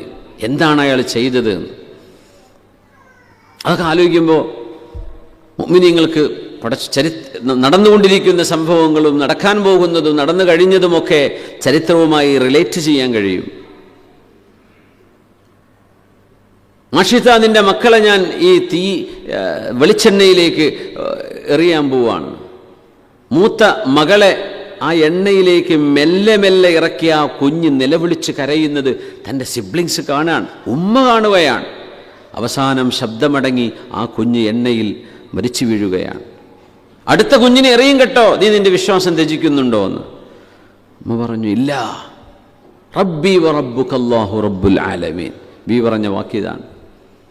അടുത്ത കുഞ്ഞിനെയും ഇതുപോലെ, 3ാമത്തെ കുഞ്ഞിനെയും ഇട്ട് അവസാനം മാഷിത്ത ബീവി റളിയല്ലാഹു അൻഹയെയും അവർ പിടിച്ചുകൊണ്ടുവന്ന് മെല്ലെ മെല്ലെ മെല്ലെ കാലിൽ നിന്ന് തുടങ്ങി ശരീരമാസകലം മുക്കിയിട്ട് ആ തിളച്ച എണ്ണയിൽ മഹദി റളിയല്ലാഹു അൻഹ മുങ്ങി മരിക്കാൻ പോകുമ്പോൾ ഒരു കാര്യം പറഞ്ഞു ഫറോവ, ഞങ്ങൾ മരിക്കുമെന്നുറപ്പാണ്. അതുകൊണ്ട് എൻ്റെ അപേക്ഷയുണ്ട്, ഞാൻ മരിച്ചാൽ എൻ്റെയും എൻ്റെ മക്കളുടെയും എല്ലുകളെങ്കിലും ഒരുമിച്ചൊരു ഖബറിൽ നീ വെക്കണം. വദാലിക ഹഖ്ഖുൻ അലൈന, അത് ഞങ്ങൾ ചെയ്തേക്കാമെന്ന്. അങ്ങനെ മഹദി റളിയല്ലാഹു തആല അൻഹ ഷഹീദത്തായി മരിച്ചു വീഴുകയാണ്. മിഅ്റാജിൻ്റെ രാവിൽ പുണ്യനബി സല്ലല്ലാഹു അലൈഹി വസല്ലം ആകാശ ലോകത്തിലൂടെ കടന്നു പോകുമ്പോൾ അവിടത്തേക്ക് വളരെ വളരെ മനോഹരമായ ഒരു അത്തറിൻ്റെ ഒരു സുഗന്ധത്തിൻ്റെ ഒരു അനുഭവം തങ്ങൾക്കുണ്ടായപ്പോൾ തങ്ങൾ ചോദിച്ചു ജിബ്രീൽ അലൈഹിസ്സലാമിനോട്, മാ ഹാദാ യാ ജിബ്രീലു, എന്താണിത് ജിബ്രീലേ? പറഞ്ഞു, റായിഹതു മാഷിതതി ബിൻതി ഫിർഔന വ ഔലാദിഹ, ഇത് ഫറോവയുടെ മകൾക്ക് മുടിവാർന്നു കൊടുത്തിരുന്ന ആ മഹദിയുടെയും അവരുടെ മക്കളുടെയും സുഗന്ധമാണ് നബിയെ. ഖാല റസൂലുള്ളാഹി സ്വല്ലല്ലാഹു അലൈഹി വസല്ലം. ഏതൊരു മാംസമാണോ കത്തിക്കരിഞ്ഞവിടെ ദുർഗന്ധമുണ്ടായിരുന്നത്, അതിന് പകരം സ്വർഗലോകത്തിൻ്റെ സുഗന്ധം കൊണ്ട് അല്ലാഹു മഹദിയെ ആദരിച്ചു. ഇത് എവിടുന്നുണ്ടായതാ? ഫിർഔന്റെ കൊട്ടാരത്തിലുള്ള ഒരു മനുഷ്യനുണ്ടായി ഈമാനിൻ്റെ ഖനമാണിത്. നോക്കണം, ആസിയ ബീവി റളിയല്ലാഹു അൻഹ ദേഷ്യം പിടിച്ചു. ആസിയ ബീവി പറഞ്ഞു, ഈ പിഞ്ചു മക്കളെയും ആ പെണ്ണിനെയും ഇങ്ങനെ ക്രൂരമായി ശിക്ഷിക്കാൻ ഫറോവ എന്ത് തെറ്റാ അവർ ചെയ്തത്? ഞാനല്ലാത്ത ഒരു പടച്ചവൻ അംഗീകരിക്കുന്നവർ എൻ്റെ രാജ്യത്തോ? നിങ്ങളുടെയും എൻ്റെയും പടച്ചവൻ അള്ളാഹു ആണല്ലോ എന്ന് ആസിയ ബീവി റളിയല്ലാഹു അൻഹ. നീ അതിൽപ്പെട്ടവളാണോ എന്ന് ചോദിച്ചു. അനമിൻഹും, ഞാനും മൂസ നബി കൊണ്ടുവന്ന റിസാലത്തിൽ വിശ്വസിക്കുന്നവളാണ്. അത് പറയാനുള്ള, അതും ഫിർഔനെ പോലത്തെ ഒരു പോക്കിരിയായ രാജാവിൻ്റെ മുമ്പിൽ നിന്നുകൊണ്ട് പറയാനുള്ള ഒരു ധൈര്യം കൊട്ടാരത്തിൻ്റെ ഉള്ളിൽ ജീവിച്ച 3 പേർക്ക് അല്ലാഹു കൊടുത്തു. ഒന്ന് ആസിയ ബീവി, മറ്റൊന്ന് മാഷിത്ത ബീവി, മറ്റൊന്ന് മുഅ്മിനു ആലി ഫിർഔൻ, ഫിർഔന്റെ കുടുംബത്തിൽപ്പെട്ട ഒരു മുഅ്മിനായ മനുഷ്യൻ. അല്ലാഹു പേര് പറഞ്ഞെന്നില്ല. സുബ്ഹാനല്ലാഹ്. ആസിയ ബീവി റളിയല്ലാഹു അൻഹയെ കൊട്ടാരത്തിൽ നിന്ന് ഇറക്കി വിട്ടു ഫറോവ. കൊട്ടാരത്തിൽ നിന്ന് ഇറക്കി വിട്ടു. മഹദി റളിയല്ലാഹു അൻഹയെ ചെയ്ത് വളരെ ക്രൂരമായ ഒരു ശിക്ഷ നടപ്പാക്കി. എങ്ങനെ അതൊക്കെ പറയാ? കയ്യിലും 2 കൈകളിൽ വലിയ വണ്ണമുള്ള ആണിയടിച്ചു, കിടത്തി ഭൂമിയിൽ 2 കൈകളിൽ ആണിയടിച്ചു. 2 കാലിലൂടെ ആണി ജീവനുള്ളൊരു മനുഷ്യൻ്റെ ശരീരത്തിലൂടെ അങ്ങനെ മഹദി റളിയല്ലാഹു അൻഹയെ സ്റ്റാമ്പ് ചെയ്തു ഗ്രൗണ്ടിൽ. മഹദിക്ക് അനങ്ങാൻ പറ്റൂല, കയ്യിൽ ആണിയടിച്ചിരിക്കുകയാണ്. ക്രൂശിക്കൽ മരത്തുമ്മലാണ്, നിർത്തിയിട്ടാണ്, ഇത് കടത്തിയിട്ട് ചെയ്തു. എന്നിട്ട് പോലീസുകാരോട് പറഞ്ഞു, ആസിയ ബീവിയോട് ചോദിച്ചു, നീ പിന്മാറുന്നുണ്ടോ എന്ന്. സ്വന്തം ഭാര്യയാണത്. ആസിയ ബീവി റളിയല്ലാഹു അൻഹ പറഞ്ഞു, ഇന്നി മുലാഖിൻ റബ്ബി, ഞാൻ എൻ്റെ റബ്ബിനെ കാണാൻ പോകുന്നവളാണ്, അതുകൊണ്ട് ഫഖ്ദി മാ അൻത ഖാദ്, നീ വേണ്ടത് ചെയ്തോ, ഞാൻ പിന്മാറൂല എന്ന് പറഞ്ഞു. പോലീസുകാരൻ എന്താ പറഞ്ഞെന്നറിയോ? 3 ദിവസം നിങ്ങൾ ആരും ആസിയ ബീവിൻ്റെ അടുത്തേക്ക് പോകണ്ട, ഭക്ഷണം കൊടുക്കണ്ട, വെള്ളം കൊടുക്കണ്ട, 3 ദിവസം പട്ടിണി കിട്ടും മഹദിയെ. കൊട്ടാരത്തിൽ വിഭവങ്ങളുണ്ട്, നമ്മൾ ആലോചിക്കണം. അത് പറുദീസയിൽ അവർക്ക് കടന്നുറങ്ങാം, ഇഷ്ടം പോലെ വേലക്കാർ ചുറ്റും നടക്കുകയാണ്, എന്താ വേണ്ടത് എന്ന് ചോദിച്ചിട്ട്. ആ കൊട്ടാരത്തിന് ഇറങ്ങിയിട്ടാണ് മഹദി റളിയല്ലാഹു അൻഹയെ ഈ പണിയൊക്കെ ചെയ്തത്. 3-ാമത്തെ ദിവസം മഹദി റളിയല്ലാഹു അൻഹ പട്ടിണിയിലൂടെ മരിക്കാൻ പോവാണ്. ഫറോവ പറഞ്ഞു, വലിയൊരു പാറക്കല്ല് കൊണ്ടുവന്നു. ആ പാറക്കല്ല് ഉയർത്തിപ്പിടിക്കാൻ വേണ്ടി പറഞ്ഞു. അത് അതിൻ്റെ ഏറ്റവും ഉയർന്ന ഭാവത്തിലെത്തിയാൽ അത് ആസിയ ബീവിയുടെ ദേഹത്തേക്കിടണം എന്നായിരുന്നു പ്ലാന്. സുബ്ഹാനല്ലാഹ്, അള്ളാഹുവിൻ്റെ ഇടപെടലുണ്ടായി. റബ്ബ് തആല മഹദി റളിയല്ലാഹു അൻഹയുടെ റൂഹിനെ പിടിക്കുകയാണ്. ആ നേരത്തെ പറഞ്ഞ വാക്കാണ് സൂറത്തു തഹ്രീമിൽ അള്ളാഹു ഉദ്ധരിക്കുന്നത്, റബ്ബിബ്നിലി ഇൻദക ബൈതൻ ഫിൽ ജന്ന, അള്ളാഹുവേ നിന്റെ സ്വർഗ്ഗലോകത്ത്, നിന്റെ അരികത്ത് എനിക്കൊരു വീട് നീ നൽകണമേ. അത് പറയലും റൂഹ് നീങ്ങിപ്പോയി. റൂഹ് പോയ ശരീരത്തിന്റെ മീതെ പിന്നെ കല്ല് വീണത്. അപ്പോഴേക്കും മഹദി റളിയല്ലാഹു അൻഹു വഫാത്തായിട്ടുണ്ട്. കല്ല് വീണിട്ടല്ല വഫാത്തായത്. അള്ളാഹു മഹദിക്ക് ഷഹാദത്ത് കൊടുത്തു റളിയല്ലാഹു തആല അൻഹു. ഇതൊക്കെ ഫിർഔന്റെ കൊട്ടാരത്തിലാണ്. ഫിർഔന്റെ കൊട്ടാരത്തിലെ ആളുകളുടെ നാവിലൂടെയാണ് അള്ളാഹു റബ്ബുൽ ഇസ്സത്ത് ഇങ്ങനെ ഈമാനിന്റെയും യഖീനിന്റെയും വാക്കുകൾ പറയിപ്പിക്കുന്നത്. നമ്മൾ ആലോചിച്ച് നോക്കണം. വിശ്വാസം എല്ലാറ്റിനേക്കാളും വലുതാണ് എന്ന് വിശ്വസിക്കുന്ന ഒരു സമൂഹത്തെ, ഒരു അള്ളാഹുവിൻ്റെ മുസ്തഫൈനൽ അഖ്യാർ, അള്ളാഹു തെരഞ്ഞെടുത്ത ആളുകളെ വിശുദ്ധ ഖുർആൻ പരിചയപ്പെടുത്തി തരാണ് ഇവിടെ. മാഷിത്തത്ത് ബിൻത് ഫിർഔൻ റളിയല്ലാഹു അൻഹ, മുഅ്മിനു ആലി ഫിർഔൻ റളിയല്ലാഹു അൻഹു, വആസിയ ബിൻത് മുസാഹിം റളിയല്ലാഹു തആല അൻഹ. ഹബീബായി സ്വല്ലല്ലാഹു അലൈഹി വസല്ലം തങ്ങൾ മഹദിയുടെ ചരിത്രം പറഞ്ഞു തന്നു.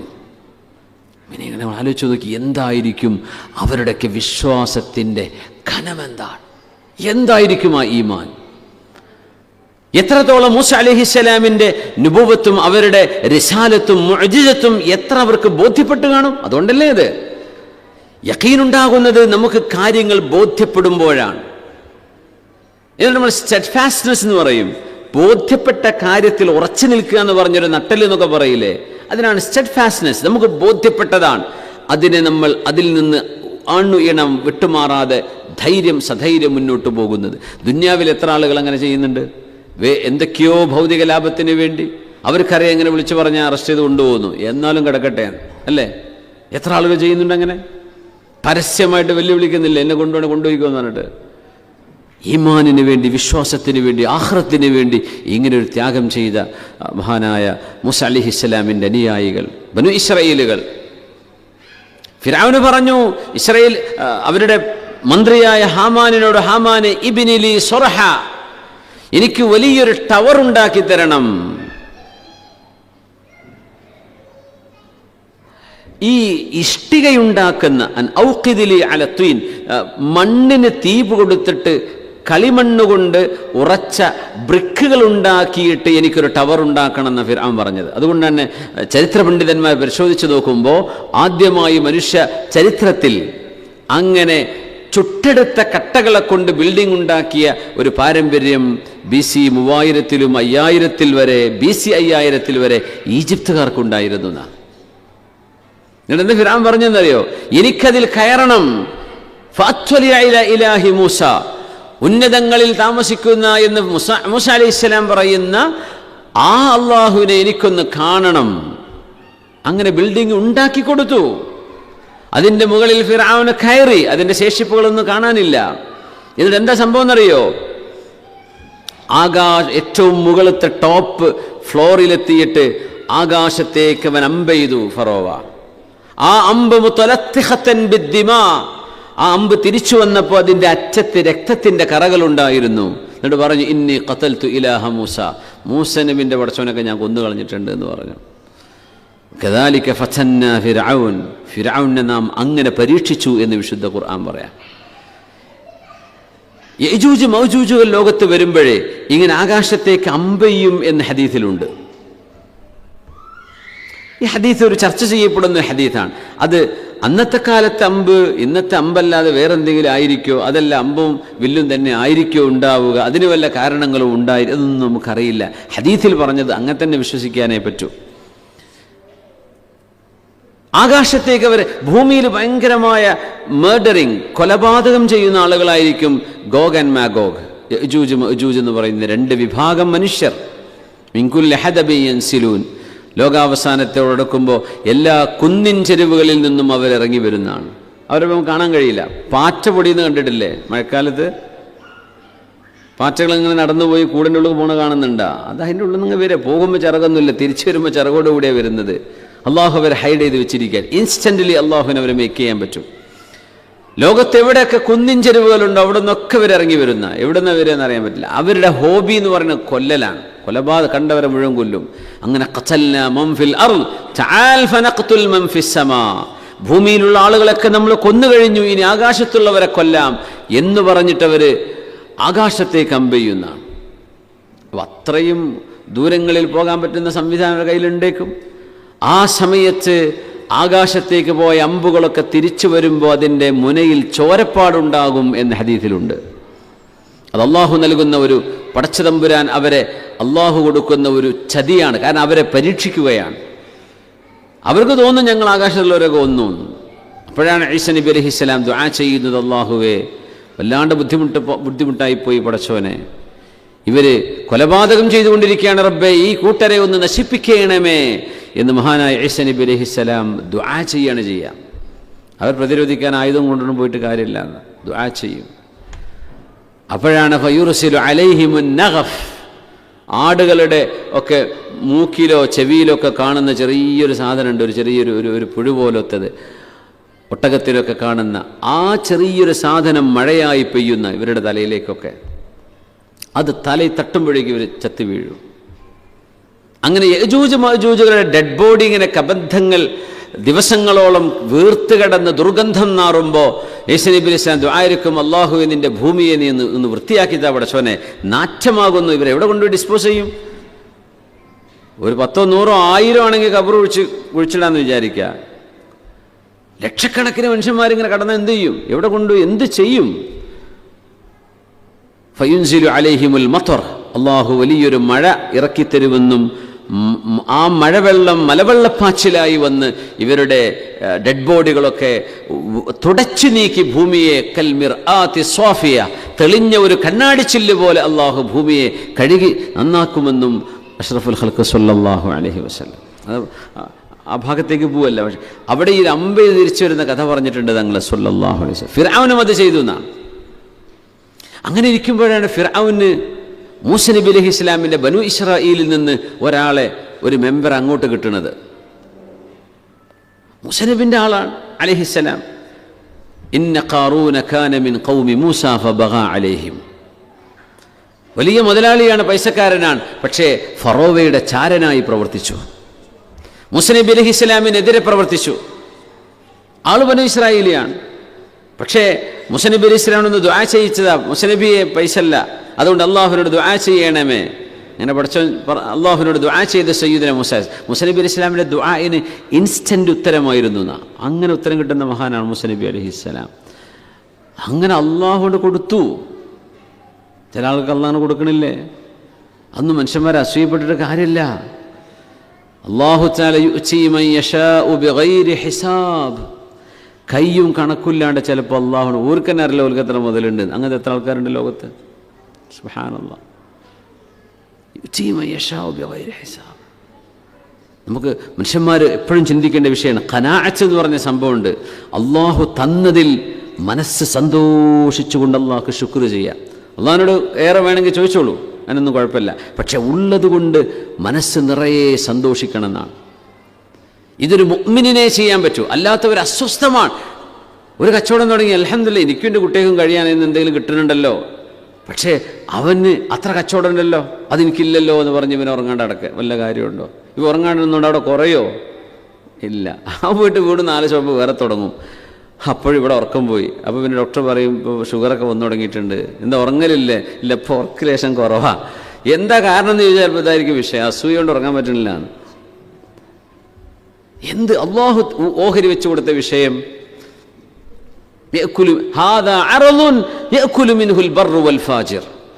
നല്ലവനും ചീത്തയും സ്വാലിഹീങ്ങളും തെമ്മാടികളും വാരിക്കൂട്ടുന്ന സാധനമാണ് പൈസ എന്ന നിബിതങ്ങൾ സല്ലല്ലാഹു അലൈഹി വസല്ലം. പൈസ അങ്ങനെയാണ്, അത് സ്വാലിഹീങ്ങളുടെ കയ്യിലുണ്ടാവും. അഹ്മദ് ബിൻ ഹംബൽ എന്നവർ മുതലാളിയായിരുന്നു, അബ്ദുറഹ്മാൻ ബിൻ ഔഫ് എന്നവർ മുതലാളിയാണ്, സിദ്ദീഖുൽ അക്ബർ തങ്ങൾ മുതലാളിയാണ്, ത്വൽഹ തങ്ങൾ മുതലാളിയാണ്, സഅദ് ബിൻ മുആദ് തങ്ങൾ മുതലാളിയാണ്, സ്വഹാബിയാണ്. അബൂ ഹനീഫ തങ്ങൾ വലിയ ടെക്സ്റ്റൈൽസിൻ്റെ ഹോൾസെയിൽ ബിസിനസ്സുകാരനാണ്. ഹനഫി മദ്ഹബിൻ്റെ ഇമാം മഹാനായ ഹനീഫത്തുൻ നുഅ്മാൻ തങ്ങൾ ഹോൾസെയിൽ ടെക്സ്റ്റൈൽ ബിസിനസ്സുകാരനാണ്. അങ്ങനെയുണ്ട്. ഇപ്പുറത്ത് അബൂജഹൽ, ഉത്തുബത്തും ഷൈബത്തും ഒരു മുതലാളിമാരാണ്. ഉമയ്യ മുതലാളിയാണ്, നൂറുകണക്കിന് അടിമകളുണ്ടായിരുന്നു അയാൾക്ക്. അപ്പം അത് അള്ളാഹ് ഇഷ്ടപ്പെട്ടവർ ഇഷ്ടപ്പെടാത്തവർക്കൊക്കെ കൊടുക്കും. നിങ്ങളുടെ ഖൽബിൽ അള്ളാഹുവിനെ കുറിച്ചുള്ള ഓർമ്മയും ഇൽമും നിങ്ങളുടെ നാവിൽ ദിക്റും അള്ളാഹു നിങ്ങൾക്ക് നൽകിയിട്ടുണ്ടോ, അള്ളാഹിൻ്റെ കണ്ണിൽ നിങ്ങളാണ് ഉത്തമൻ. മറ്റൊരു പൈസ ഉണ്ടാവുള്ളൂ, അത് വെച്ചിട്ട് അങ്ങനെ ഓടുകയാണ്. അള്ളാഹിനെ കുറിച്ച് ഓർക്കാൻ സമയം ഉണ്ടാവില്ല. അതുകൊണ്ട് അതിനെ സംബന്ധിച്ച് ടെൻഷൻ അടിക്കരുതെന്ന് പറയാം. നമുക്ക് എന്താണോ നമ്മുടെ ജോലി, നമ്മുടെ വീട്, നമ്മുടെ സംവിധാനം, നമ്മുടെ ആരോഗ്യം, നമ്മുടെ കുടുംബം, നമ്മുടെ മക്കൾ, അൽഹംദുലില്ലാഹ്, അള്ളാഹുവേ നീ എത്ര വലിയ തൗഫീഖ് ചെയ്ത ആളാണ്. ഇപ്പം നമ്മളിഞ്ഞ് എന്തൊക്കെ ഒരു ജോലി കിട്ടിയാൽ എന്താ പറയുക, ശമ്പളത്തിൽ പോരല്ലോ, ശമ്പളം കൂടുതൽ കിട്ടുന്ന ജോലിയാണ്. എന്നാൽ സ്വന്തമായിട്ടൊരു ഏർപ്പാട് വേണ്ടേ? സ്വന്തമായിട്ട് ഏർപ്പാട് തുടങ്ങി. ഇപ്പോൾ പറയും എന്നാലിപ്പോൾ ഇങ്ങപ്പോൾ അത്രയൊന്നും ആയില്ലല്ലോ, അതുകൊണ്ട് ഇപ്പോൾ കാര്യമായിട്ടൊന്നും ഇവിടെ ഒരു വീട് വാങ്ങാനൊന്നും പറ്റണില്ല. സുബ്ഹാനല്ലാഹ്. പിന്നൊരു സമയം വരും, അല്ലാഹുവേ ഈ കട്ടിലിൽ നിന്ന് എനിക്ക് ഒറ്റക്കൊന്ന് എഴുന്നേറ്റിരുന്നാൽ മതിയായിരുന്നു. ഒരു സമയം വരും, അല്ലാഹുവേ ചിരിക്കുമ്പോൾ എനിക്ക് ഇവിടെ വേദന ആവുന്നുണ്ട്, ഒരു വേദന ഇല്ലാണ്ട് എനിക്കൊന്ന് ചിരിക്കാൻ പറ്റിയാൽ മതിയായിരുന്നു. പിന്നെ പറയും ഈ മൂക്കിന്ന് പൈപ്പൊന്ന് എടുത്തിട്ട് ഒരു ഗ്ലാസ് ജ്യൂസ് എനിക്കെന്നെ കുടിക്കാൻ പറ്റിയിരുന്നെങ്കിൽ. പിന്നെ പറയും ഈ ബെഡിൽ ഇങ്ങനെ മൂത്രമൊഴിക്കലും കാഷ്ടിക്കലും അല്ലേ, എനിക്കൊന്ന് ടോയ്ലറ്റിൽ പോയിട്ടൊന്ന് ഒറ്റയ്ക്ക് മരിക്കുന്നതിന് മുമ്പ് അത് മതിയായിരുന്നു. നമ്മൾ ഇന്ന് അനുഭവിക്കുന്ന ഏറ്റവും വലിയ നിഅമത്ത് നമ്മുടെ കണ്ണിൽ നമ്മൾ കാണാതെ പോകുന്നുണ്ട് അല്ലേ? നമുക്കൊരു സമയം വരും ഈ ഓക്സിജൻ്റെ പെട്ടില്ലാണ്ട്, പടച്ചോനെ ആസ്മ ഇല്ലാണ്ടൊന്ന് ജീവിക്കാൻ പറ്റിയിരുന്നെങ്കിൽ, ഒരു പല്ലുവേദന ഇല്ലാണ്ട് ജീവിക്കാൻ പറ്റിയിരുന്നെങ്കിൽ, കാല് മടങ്ങണില്ല, നടക്കാൻ പറ്റുന്നില്ല, അനങ്ങാൻ പറ്റുന്നില്ല, റബ്ബേ എൻ്റെ കാല് വെച്ച് ഒരു വടി പിടിച്ചിട്ടാണെങ്കിലും എനിക്ക് നടക്കാൻ പറ്റിയിരുന്നെങ്കിൽ. ഇത് കൊതിച്ചു പോകുന്നൊരു സമയം വരുമ്പോഴാണ് നമ്മളൊക്കെ എത്ര വലിയ നിഅമത്തിലായിരുന്നു എന്ന് തിരിച്ചറിയുള്ളൂ. അതുവരെ നമുക്കത് ബോധം വരില്ല. ഇല്ല ഇല്ല ഇല്ല എന്നേ പറയുള്ളൂ. നമുക്കത് കിട്ടിയില്ല, ആ ആഭരണം കിട്ടിയില്ല, ഈ വാച്ച് കിട്ടിയില്ല, ആഗ്രഹിച്ച ആ ജോലി കിട്ടിയില്ല, ഈ ഷോപ്പ് കിട്ടിയില്ല. മനുഷ്യൻ പരാതി പറഞ്ഞുകൊണ്ടേയിരിക്കും. വക്കാനൽ ഇൻസാനു അക്സറ ശൈഇൻ ജദല. സുബ്ഹാനല്ലാഹ്. അതുകൊണ്ട് പുണ്യനബി സല്ലല്ലാഹു അലൈഹി വസല്ലം തങ്ങൾ, ഞാൻ ചരിത്രത്തിലേക്ക് വരാം, പക്ഷെ നമ്മൾ മനസ്സിലാക്കേണ്ട വിഷയമാണ്, ലൈസൽ ഗിനാ ബികസറത്തിൽ അർദ്. സമ്പാദ്യം എന്ന് പറയുന്നത് ഒരുപാട് ഉണ്ടാക്കലല്ല, പിന്നെയോ വലാകിന്നൽ ഗിനാ ഗിനൻ നഫ്സ്. Richness is richness of hearts. ഹൃദയത്തിന് കിട്ടുന്ന ഒരു മുതലാളിത്തരുണ്ട്, ഹൃദയത്തിന് കിട്ടുന്ന ഒരു സമ്പത്തുണ്ട്. എന്താണത്? ഞാൻ സംതൃപ്തനാണ് റബ്ബേ, അല്ലാഹുമ്മ ലക്കൽ ഹംദ് എന്നല്ലാതെ പൈസൻ്റെ എണ്ണം കൂടലോ ഡിജിറ്റ് കൂടലോ അല്ല സമ്പാദ്യമെന്ന് നബിയുനാ റസൂലുള്ളാഹി സ്വല്ലല്ലാഹു അലൈഹി വസല്ലം. ഇത് നമ്മൾ മനസ്സിലാക്കിയാലേ ഒരു ടെൻഷനില്ല. നമുക്ക് വെറുതെ തോന്നും ഞാൻ ഓനൊക്കെ ഒപ്പം പഠിച്ച ആൾക്കാരല്ലേ, അന്ന് ടീച്ചറിൽ നിന്ന് എത്ര അടി ഓന് കിട്ടിയത്, ഞാൻ മുമ്പിലത്തെ ബെഞ്ചിൽ നിന്ന് പാസ്സായ ആളല്ലേ, എന്നിട്ട് എനിക്കിപ്പോൾ എന്താ ഉണ്ടായത്, ഓനൊക്കെ എവിടെ എത്തി? ആയിക്കോട്ടെ, ഷാ അല്ലാഹ്, അള്ളാഹു അങ്ങനെ ഉദ്ദേശിച്ചു, അങ്ങനെ നടക്കുന്നു. അവന് നിഅമത്തുണ്ട്, അൽഹംദുലില്ലാ. അവൻ ആരോടും ഗഞ്ചി നടക്കണതോ യാചിക്കുന്നതോ കാണേണ്ട അവസ്ഥയില്ലല്ലോ, അവൻ രക്ഷപ്പെട്ടില്ലേ, അവനെ നോക്കണ്ടല്ലോ, അൽഹംദുലില്ലാ. നമുക്ക് ബാക്കിയുള്ള ആൾക്കാരെ നോക്കാമല്ലോ, അങ്ങനെയല്ലേ നമ്മൾ ചിന്തിക്കേണ്ടത്. ഒരാൾ രക്ഷപ്പെട്ടു, അൽഹംദുലില്ലാ, രക്ഷപ്പെടട്ടെ. ഒരാൾക്ക് വീടായി, അൽഹംദുലില്ലാ, അവൻ രക്ഷപ്പെട്ടില്ലേ. ഇങ്ങനെ ചിന്തിക്കാൻ മുഅ്മിനേ കഴിയൂ. ഇന്ന ഖാറൂന കാന മിൻ ഖൗമി മൂസാ ഫബഗാ അലൈഹി. മൂസാ നബിയോട് ദുആ ചെയ്യാൻ വേണ്ടി പറഞ്ഞു. മൂസാ നബിയോട് പറഞ്ഞു, മൂസാ നബി അല്ലാഹു പൈസ കൊടുത്തേക്ക് റബ്ബേ, അല്ലാഹുക്കറിയാം ഇവൻ കാഫിറായി ചത്തുപോകുന്ന ആളാണ്. അങ്ങനെ സമ്പത്ത് കിട്ടി, പൈസ കണ്ട് കിട്ടിയെന്ന് മാത്രമല്ല, ഈജിപ്തിൽ ഫയ്യൂം എന്ന് പറയുന്നൊരു സ്ഥലമുണ്ട്. കൈറോവിൽ നിന്ന് ഒരു 100-200 കിലോമീറ്ററിൻ്റെ അടുത്ത് യാത്ര ചെയ്താൽ അവിടെയായിരുന്നു അയാളുടെ കൊട്ടാരം ഉണ്ടായിരുന്നതെന്ന്. അവിടെ കൊട്ടാരങ്ങളും പാറാവുകാരും ഖുർആൻ എന്താ പറഞ്ഞതെന്നറിയോ? അയാളുടെ സ്വർണം സൂക്ഷിക്കാൻ ഉപയോഗിച്ച റൂമുകളുടെ താക്കോലുകൾ ഒരു കൂട്ടം ഒട്ടകങ്ങൾക്ക് ചുമക്കാൻ മാത്രം ഉണ്ടായിരുന്നു. എങ്ങനെ? മുതലല്ല.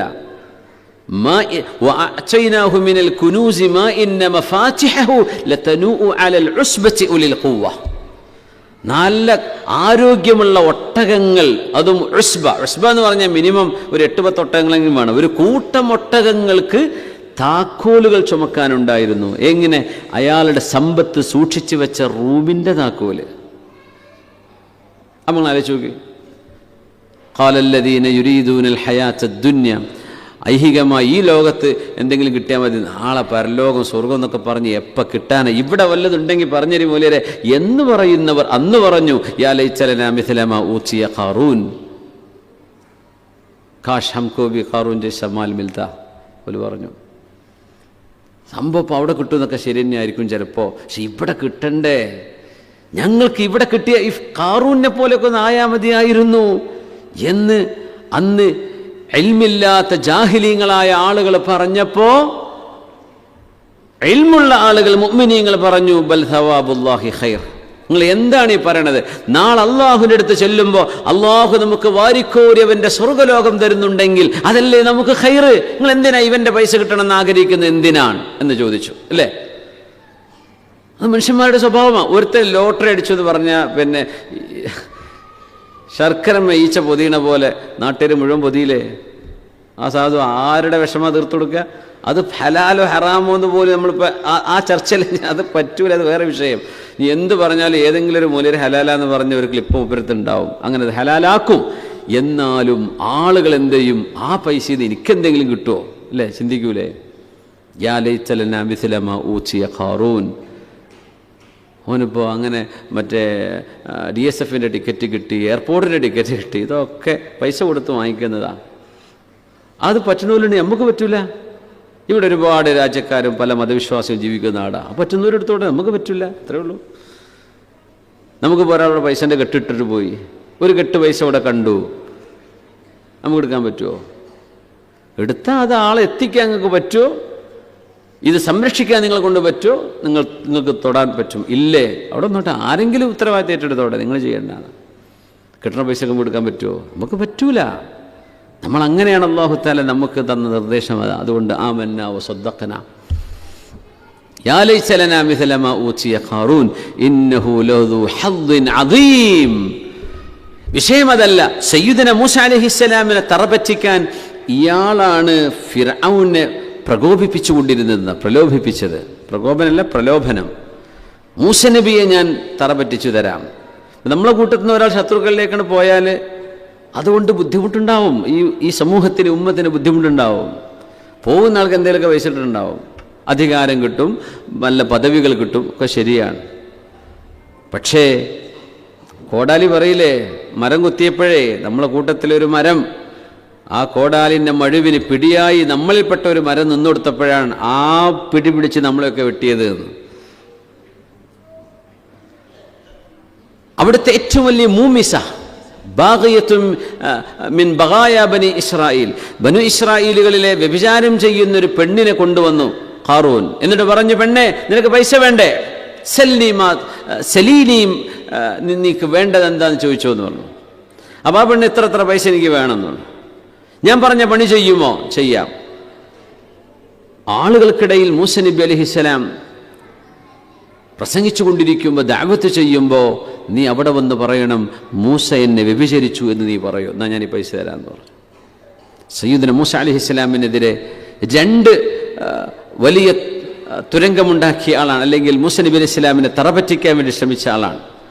മൂസ അലൈഹി സ്വലാം ബനു ഇസ്രായേലിനോട് സംസാരിച്ചു കൊണ്ടിരിക്കുകയാണ്. അങ്ങനെ ഖാറൂൻ അങ്ങോട്ട് വന്നു.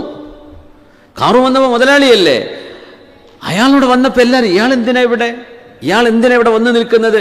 മൂസ നബിയോട് ചോദിച്ചു, മൂസ യാ മൂസ മാ ദംബുൽ മാ ഇഖാബുൽ ആസ്വി, തെറ്റ് ചെയ്ത മനുഷ്യന്റെ ശിക്ഷ എന്താണ്? മൂസ നബി അലൈഹിസ്സലാം ഓരോ തെറ്റിൻ്റെയും ശിക്ഷ പറഞ്ഞു കൊടുക്കുകയാണ്. മോഷ്ടിച്ചാൽ ഇങ്ങനെയാണ്,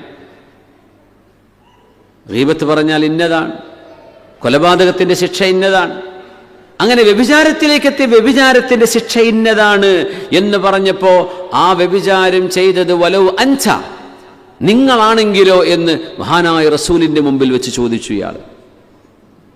മൂസ അലൈഹിസ്സലാം പറഞ്ഞു വലോ അന, ഞാനാണെങ്കിലും എന്ന് പറഞ്ഞു. മൂസ നബി അലൈഹിസ്സലാം അറിയാലോ മൂസ അലൈഹിസ്സലാം തെറ്റ് ചെയ്തിട്ടില്ല എന്ന്. ഈ പെണ്ണവിടേക്ക് പ്രത്യക്ഷപ്പെട്ടു.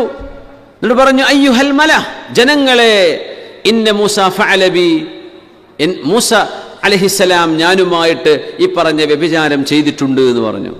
മൂസ അലൈഹിസ്സലാം അതോടെ നിർത്തിയിട്ട് പെണ്ണയും കൂടെ അടുത്തേക്ക് വാ, ബില്ലാഹി അസ്അലുക്കി, അള്ളാഹുവിനെ വിചാരിച്ച് ഞാൻ ചോദിക്കുകയാണ്. അള്ളാഹുവിനെ വിചാരിച്ച് മറുപടി പറയണം. ഹൽ ഫഅൽതു ബിക്കി, ഞാൻ നീയുമായി അങ്ങനെ ഒരു സംഭവം ഉണ്ടായിട്ടുണ്ടോ? അസ്അലുക ബില്ലാഹില്ലദി, അള്ളാഹുവിന്റെ സിഫത്തുകൾ പറഞ്ഞു. ഇന്ന സിഫത്തുകളുള്ള അള്ളാഹുവിനെ വെച്ച് നിനക്കത് പറയാൻ കഴിയുമോ എന്ന് ചോദിച്ചപ്പോൾ അവൾ പേടിച്ചു. അപ്പൊ പറഞ്ഞില്ല, ചെയ്തിട്ടില്ല എന്ന്. പിന്നെ ആര് നിന്നോട് ഇങ്ങനെ പറയാൻ പറഞ്ഞു? ഹാറൂൻ പറഞ്ഞു. വഅദനി ബിൽ മാൽ, എനിക്ക് സമ്പത്ത് തരാമെന്ന് പറഞ്ഞു. അങ്ങനെ അയാൾ അവിടെ നിന്ന് ഓടി രക്ഷപ്പെട്ടു. മൂസ അലൈഹി ഇസ്ലാമിന്റെ ചുറ്റും ബനു ഇസ്രായേലുകളായ മൂസ അലൈഹി ഇസ്ലാമിന്റെ ശിഷ്യന്മാരാ ഉള്ളത്. അവിടെ വെച്ച് മഹാനവറുകൾ അപമാനിച്ചു ഹാറൂൻ. അതൊക്കെ കഴിഞ്ഞു. വീണ്ടും മാസങ്ങളും വർഷങ്ങളും കഴിഞ്ഞപ്പോൾ അയാൾ തിരിച്ചു വന്നു.